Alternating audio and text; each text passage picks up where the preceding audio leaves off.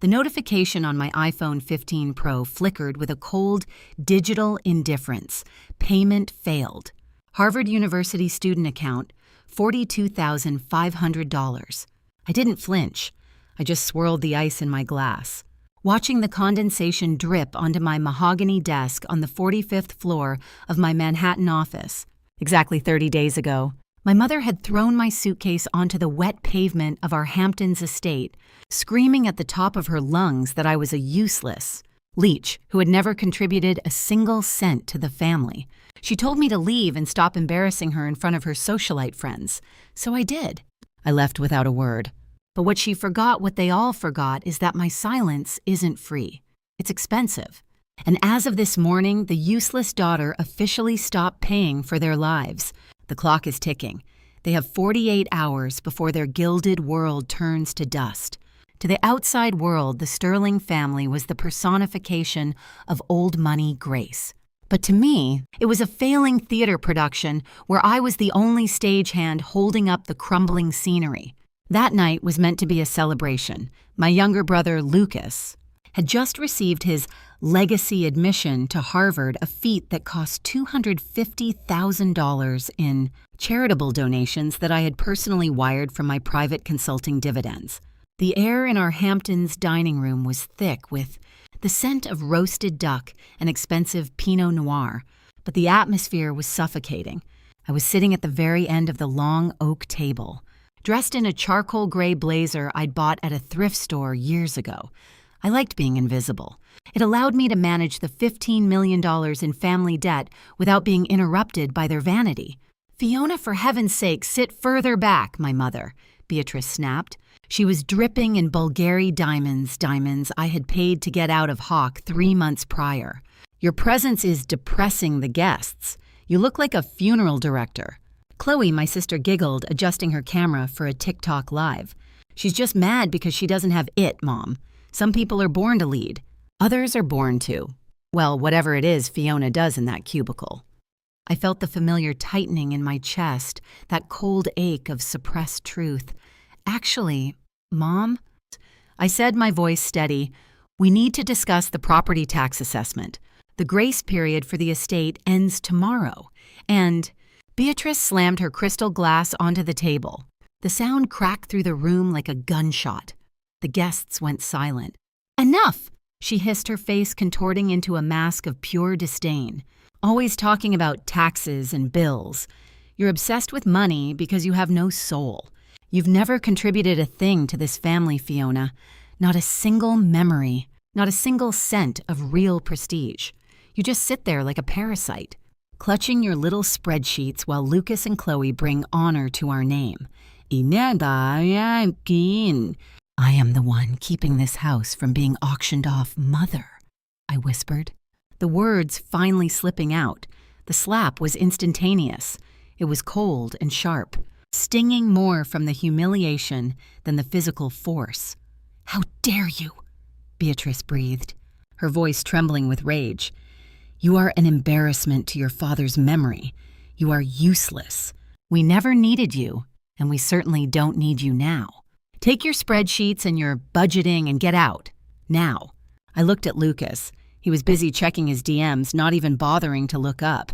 I looked at Chloe, who was recording the whole thing, her eyes gleaming with the prospect of family drama content. "Fine," I said. It was the easiest word I'd ever spoken. I stood up, leaving the half-eaten duck and the unpaid bills on the table. I didn't take a coat. I didn't take my car, which, ironically, was the only vehicle in the driveway not currently being tracked by a repo agent. I walked out into the biting Atlantic wind, the sound of their laughter echoing behind the heavy mahogany doors. They thought they were cutting off a limb. They didn't realize they were cutting off the life support. I didn't go to a hotel. I went to my fortress, a minimalist. Steel and glass loft in Tribeca that no one in my family knew existed. While they pictured me crying in a bus station, I was sitting in a $5,000 ergonomic chair, the blue light of 4 monitors reflecting in my eyes. My family viewed money as something that just existed like air or sunlight. They never understood the plumbing behind the walls. They didn't know about the shell companies, the revolving credit lines. or the complex web of automatic payments I had spent 3 years perfecting to keep Beatrice's delusions alive. "Time to go dark," I whispered to the empty room. I opened my master dashboard. It was a digital map of their entire existence. Click 1, the mortgage. Our Hamptons estate wasn't owned. It was leased through a corporate entity I controlled. The monthly payment was $22,000. I toggled the auto pay switch to off. Status delinquent in 48 hours. Click 2, the black cards. Beatrice and Chloe carried limitless cards that were actually sub-accounts of my private wealth management firm. I didn't cancel them. That would be too quick. Instead, I lowered their daily spend limit to exactly $5, enough for a cheap latte, but not enough for the $4,000 Botox appointment Beatrice had scheduled for Tuesday. Click 3, the legacy fund. This was the big one. Lucas's tuition, his $8,000 a month housing allowance, and the social fees for his fraternity. I hit delete. For the next 2 weeks, I lived in a state of clinical detachment. I worked my real job restructuring failing tech giants and watched the notifications on my personal server like a hawk. The first small win happened on day 5. I saw a transaction attempt from a high-end French boutique in Manhattan, Merchant Maison Chanel. Amount $12,400. Status declined, insufficient funds. 10 minutes later, my phone buzzed. It was a text from Chloe. "Hey, Fi, I know you're being a drama queen, but the bank made a mistake with my card. Fix it. I'm standing here looking like a loser in front of my followers. Don't embarrass me." I didn't reply. I archived the message and went back to my spreadsheets. On day 12, the rage bait intensified. Beatrice left a voicemail. Her voice was trembling with that particular brand of aristocratic fury. "Fiona, the landscaping crew just walked off the property. They claim their checks bounced. This is an outrage.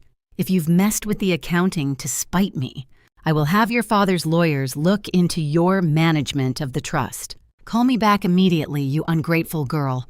I smiled. She didn't realize that the father's lawyers were currently on my payroll, and they were the ones who had drafted the default notices. The tension was a rising tide, and I was the only one with a boat. I started receiving automated alerts from the IRS. Since I had stopped the quiet payments toward the back taxes Beatrice had ignored for a decade, a tax lien was officially placed on the Hamptons property. In the eyes of the U.S. government, my mother wasn't a socialite. She was a high-risk debtor. By the end of the month, the crumbs I was leaving were becoming mountains. Lucas's Instagram went from private jets and yacht parties to throwback photos. He was running out of cash for gas, let alone champagne. Then came the final escalation, the moment that proved they hadn't learned a thing. I received a notification from my private investigator. Beatrice and Lucas were at a local auction house. They were trying to sell my father's collection of vintage watches, the only things he had specifically left to me in a private letter. Though the legal title was still tied up in the family estate, I was managing, and they were so desperate to maintain their image that they were willing to sell my soul to pay for their hair appointments. I leaned back, my heart as cold as the glass of the window behind me. They wanted a world without me. They wanted to prove I contributed nothing. Fine. I picked up the phone and made one call to Mr. Henderson, my legal counsel. "Julian," I said, my voice like a razor. "Kit Huatlin, scorched earth two-toe. I want the foreclosure notices served by hand. And make sure the Harvard bursar's office knows exactly who to call when the next check bounces. Yanati." The spring was compressed to its limit. Now it was time to let it snap. The beauty of the American legal system, Fiona, is that it rewards the person who keeps the best receipts, Julian Henderson said, sliding a thick manila folder across the mahogany conference table. We were sitting in a private suite at a law firm that charged $1,200 an hour a fee I paid without blinking. Outside, the New York City skyline was starting to glow with the predatory energy of the evening. "My mother thinks she's untouchable," I said, flipping through the documents. "She thinks the Sterling name is a shield. She doesn't realize it's actually a target.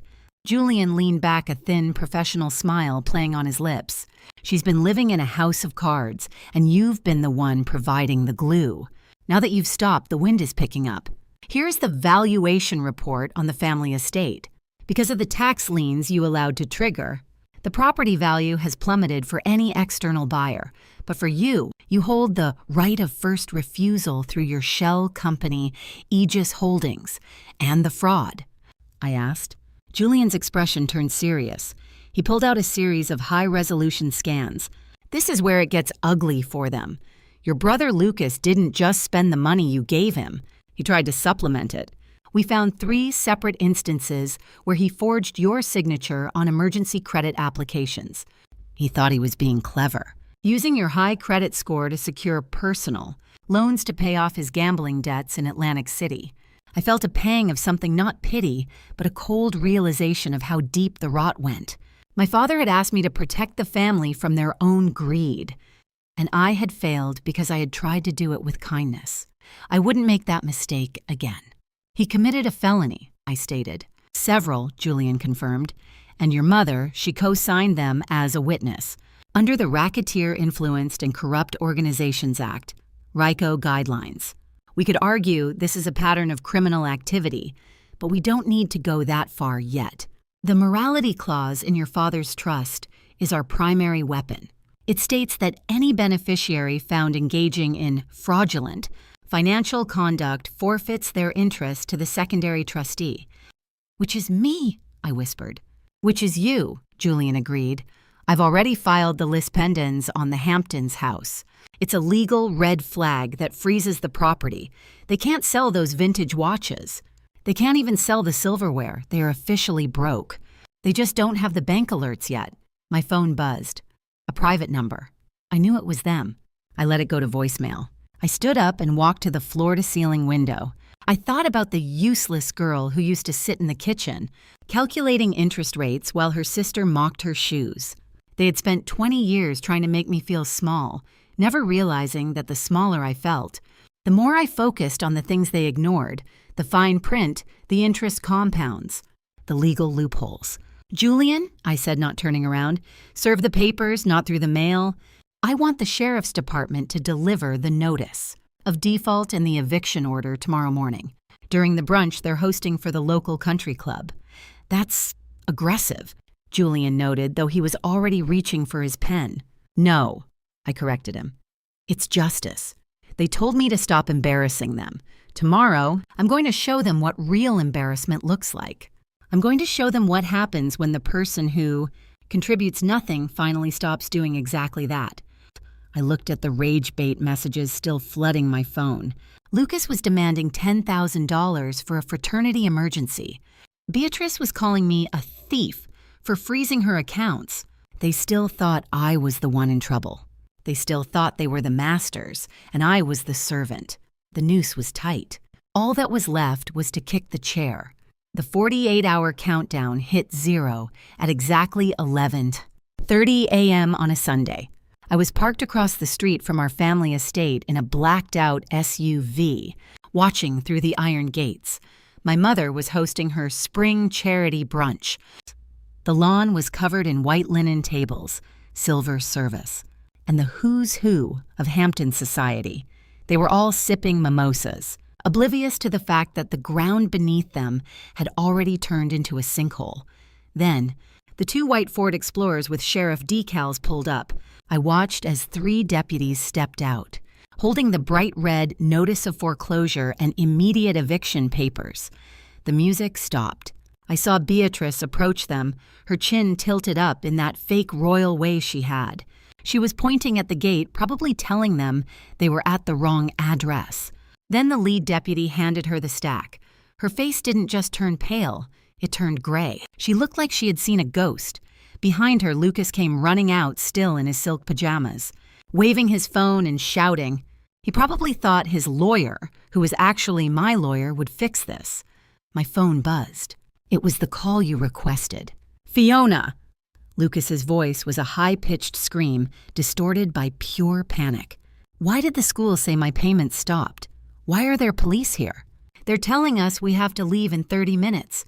Tell them who we are. fix this now. I took a slow, deliberate sip of my cold brew. Ask the family I supposedly never supported Lucas. I said, my voice as flat as a dial tone. You told me I contributed nothing. Well, I finally started acting like it. I've deleted everything connected to you, my bank accounts, my credit lines, and my patience. You have 48 hours to find a new life. Don't call me again. I hung up and stepped out of the car. I walked through the gates, my heels clicking on the gravel. The guests were whispering, recording the scene on their phones, the same social. Embarrassment, my mother had feared most, was now a viral reality. "Fiona!" Beatrice shrieked, rushing toward me, her Botox-tightened face twisted in horror. "Tell these men there's been a mistake. You're the accountant. Tell them you made an error in the wire transfer." I stopped 2 feet from her. I looked at the house, then back at her. "There was no error, Mother. I stopped being your accountant the moment you called me a parasite. I'm here today in a different capacity." I reached into my blazer and pulled out a golden key card and a deed of sale. "Meet the new owner of this estate, Aegis Holdings, and I am the sole CEO of Aegis." The silence that followed was louder than any scream. Lucas looked at me like I was a stranger. Chloe, who had been filming the police, dropped her phone. You bought our home," Beatrice whispered, her voice breaking. "No." I corrected her, a small, cold smile forming on my lips. "I bought my home.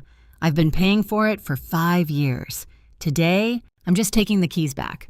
You have 29 minutes left to pack your prestige into a suitcase and get off my property." The empire hadn't just fallen, it had been reclaimed. Watching them leave was less dramatic than I expected.